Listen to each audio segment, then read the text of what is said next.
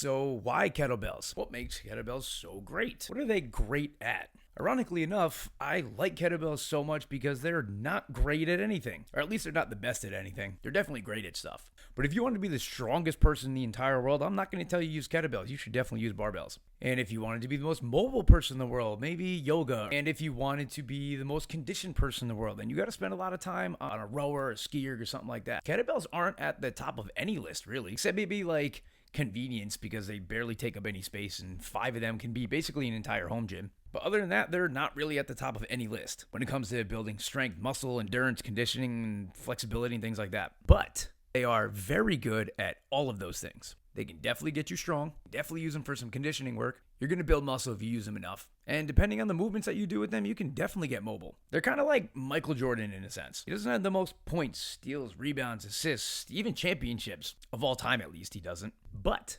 everybody says he's the greatest. I'm not here to argue who's better, him or LeBron. Just go with it. And why does everybody say he's the greatest? Well, because he's really damn good at everything. So while he might not be at the top of any list, he's pretty damn close to the top at all of the lists. And when you need him the most in crunch time, he always comes through. That's what kettlebells do. They're not at the top of any list, but they're really close to the top of all the lists. And when you really need a clutch, quick 30-minute strength and conditioning workout, nothing's better. So yeah, that's why kettlebells.